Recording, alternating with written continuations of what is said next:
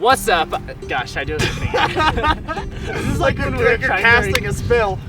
What's up? Welcome to Disney.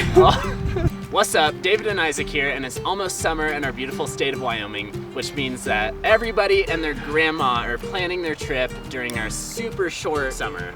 And since it's almost summertime, me and David's phones have been on the verge of explosion from everybody DMing us asking what to do while they're visiting. So many DMs. And because so many of them were the exact same questions, we figured we'd just do a Q&A YouTube video instead of replying to every single person. So if we left you on red, it's not because you're ugly. I mean, you might still be ugly, but we left you on red because we're making this video instead.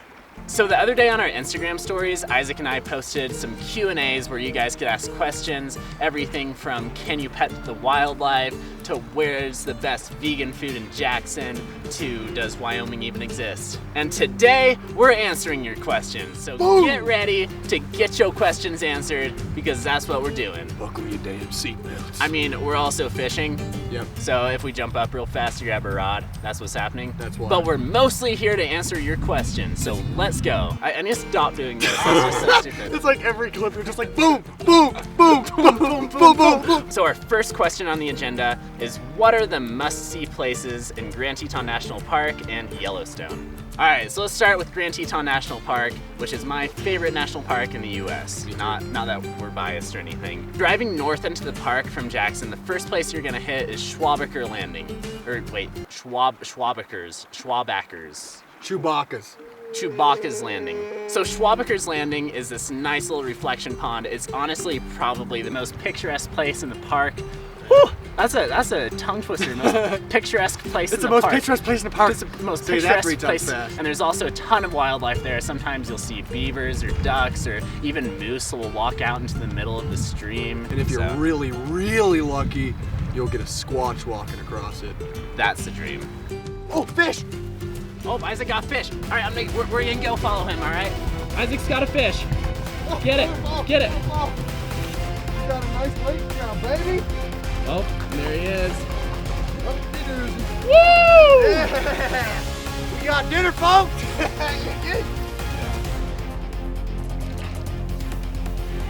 So after you're done at Chewbacca's Landing, you're gonna drive across the road to this awesome place called Mormon Row. There's a really cool barn where the Mormons came down when they first settled here in the valley.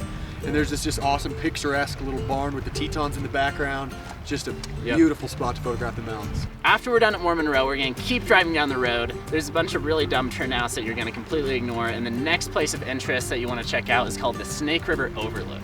And the Snake River Overlook is actually where Ansel Adams took his original photo of the Grand Tetons. Unfortunately, back when Ansel took his picture, the trees were babies, so you could see the entire river. Now you can only see like part of the river because the trees are full grown, but it's still awesome. You absolutely gotta check it out. So after you're done photographing the Snake River Overlook, you want to take a left at the Moran entrance and keep going until you find Oxbow Bend. That's one of the most world famous places for photographing the fall colors. It's where you get the aspen trees, Mount Moran in the background, and a reflection, so it's money. After you've soaked up some reflections at Oxbow Bend, just keep on going on that park loop road, and honestly, you just want to drive all the way through the park.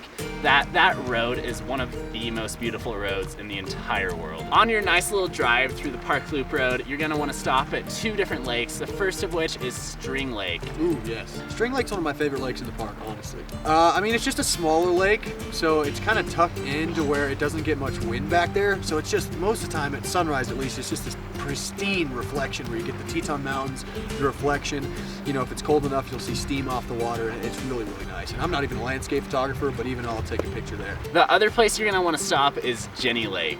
This is probably the most well-known lake in the park, and because of that, it can get pretty busy, but Jenny Lake is totally worth it. So awesome. There are tons of other places to explore in the Tetons, so definitely do some research, get off the beaten trail, and go find some other cool spots. So now that we're done exploring the loop around the Tetons, let's move on to Yellowstone. Let's do it. Yellowstone as a whole is a big park.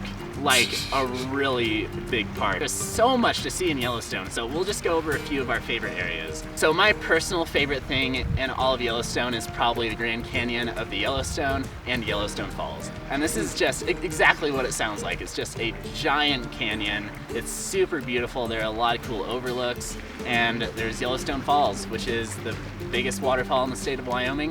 Over 300 feet. It is a big waterfall. Honestly, one of my favorite spots that isn't as photographed, people do photograph it a lot, is Morning Glory Pool. Oh yeah, no, seriously, Morning Glory Pool is actually an entire vibe. Yes, guys. That is a please very do not pool. underestimate Morning Glory. It's just, it looks like an eyeball. It's the most colorful pool in all of Yellowstone. It's the most glorious hole. Another one of my favorite places in Yellowstone is Grand Prismatic Spring, and Grand Prismatic. This is actually the biggest hot spring in North America. It is absolutely huge. It's this giant. It's a giant rainbow-colored pool. There are boardwalks going all around it, and honestly, it's just cool. All right, just go see it. And of course, no trip to Yellowstone would be complete without a good old trip. Gosh, that's too many olds. And of course, no trip to Yellowstone would be complete without a trip to Old Faithful. So this is probably the most touristy spot in the entire state of Wyoming, but there is a reason for that. It's a super impressive geyser, and it's called Old Faithful because it goes off every 30 to 40 minutes or so, something like that. I don't entirely remember. Growing up in Wyoming, I've been going to Old Faithful like since I was a tiny little guy. And yeah, and it still blows my mind every time. So that was nowhere near a complete tour of either of the parks, but that's kind of like the must-see spots. Yes. So hopefully that was helpful. So the next question is definitely an Isaac question, and it is, what are the best places to see wildlife? I mean, you can see wildlife anywhere, guys. This is wildlife. You know, it's not like a zoo.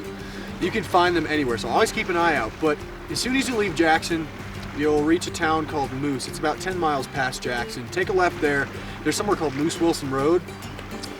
Certain times of year I see a ton of black bear back there. There's a couple ponds where you pretty consistently see moose swimming around in the ponds doing their thing. After you get out of Moose Wilson Road, as if you're going to Jenny Lake, you keep going. That whole stretch from Oxbow to what's called Coulter Bay is where I see a bunch of grizzly bears. Like, that's like their habitat. So just keep an eye out from, like I said, from Jackson Lake Dam all the way to Coulter Bay, because that is the zone for grizzly bears. Our next question is, what hikes are the most family friendly? We have 3 kids under 10 years old. So my biggest recommendation if you have kids is hike to Taggart Lake. Yes. I love Taggart Lake. I actually, so Frankie Muniz a while back slid into my DMs. I'm actually a huge fan of his, so I hit him up. I was like, yo, I'm gonna be in your town, let's go on an adventure, and here we are. I took him to Taggart Lake and he loved it, so.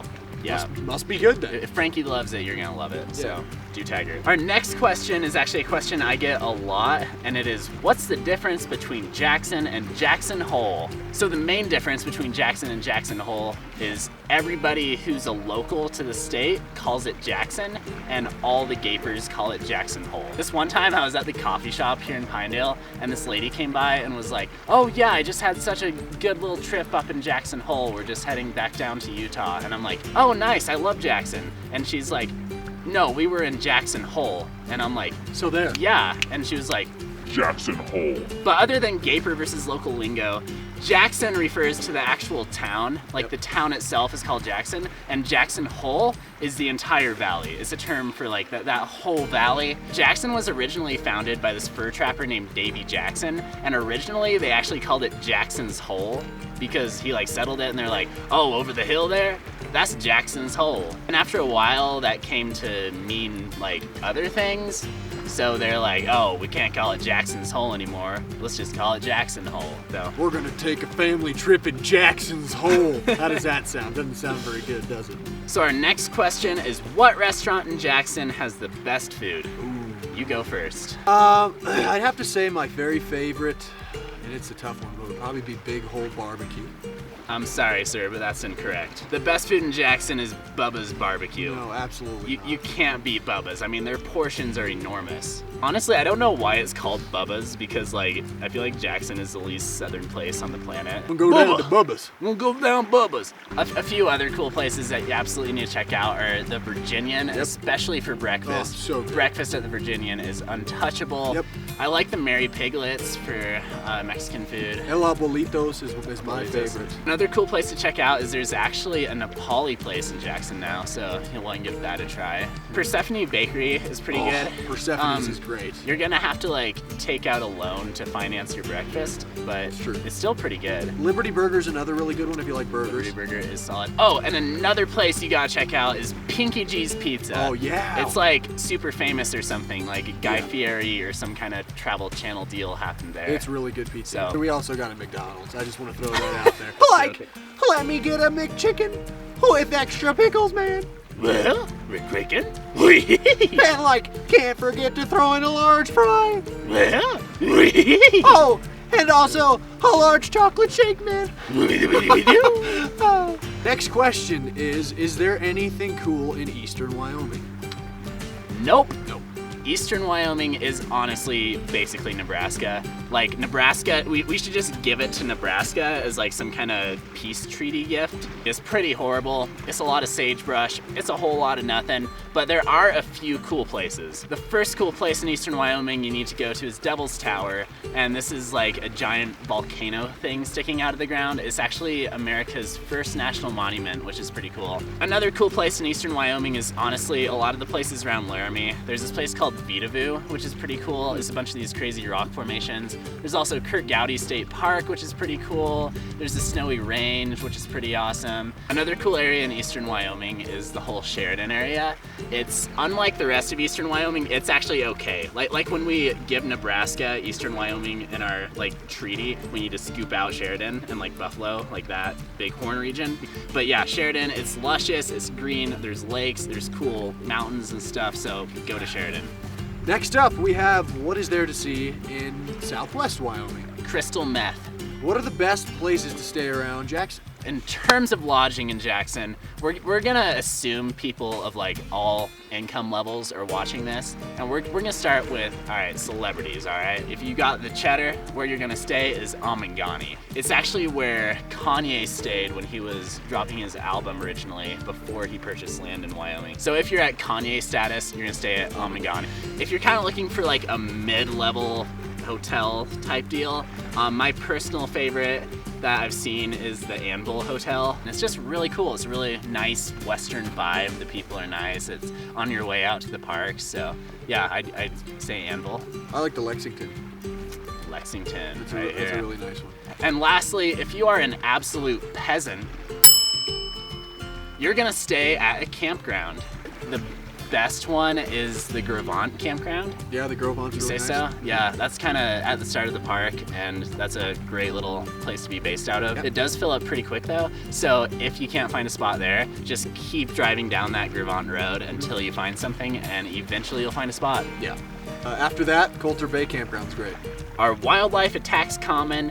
How can I stay safe when hiking? So wildlife attacks aren't that common. Honestly, I think bison attacks are more common than bear attacks. So bison actually kill more people in the park than any other animal. Yeah, because people just think they're like cows, Yeah. They're very aggressive. Don't get too close. The thing you need to do, and it's expensive, so it hurts to buy, but everywhere around this area will sell it, is bear spray. Mm-hmm. Definitely buy bear spray. It's Get your bear $50, spray. but you have to have it, because if you see a bear, or really anything charges you, it's good to have that bear spray to protect yourself. Just to clarify, bear spray is to spray at the bear, Yes. not to spray on yourself as a bear repellent. No. Because I actually heard about some tourists who did that, and that is the funniest thing I've ever heard. Yeah, this mom was like, line up, kids! She thought it worked like mosquito spray. Yeah. Don't be one of these people with the bear bells, though. Yeah. That looks nerdy. So walk Yeah. around. Don't do the bear bells. Yeah. Please don't do the bear bells. Yeah. That is You don't the need 'em. cringiest. Just keep talking. You don't need bear bells. Nothing shouts, I am a gaper, louder than Bear bells. bear bells. Yeah. But honestly, just in general, as long as you're using common sense and not should doing be anything fine. stupid, you'll be totally fine. Yeah. Most of the bear attacks and moose attacks and bison attacks are tourists from California trying to make TikToks with the bison, bison, do the renegade. Yeah, don't do that. Probably not a smart idea. Yeah. Does Wyoming exist? Nope. Thank you guys so much for tuning into our Q&A. The lighting is getting pretty bad and we have some fish to go fry. Yep. So I guess that's about it. Have a good one, and I have no idea how to end a YouTube video. You gotta tell them to like the video and subscribe. Oh yeah, wait, add me as a friend on YouTube. Wait, how do you end? A lot of people like put their hand over the lens. Oh, that's good. All right, Yeah, I'm gonna do that, it. do All that. right, here we go. All right. See you guys on the next one. Was that good? Yeah, I think that was great. Did we nail it? Yeah, nailed it. Nice.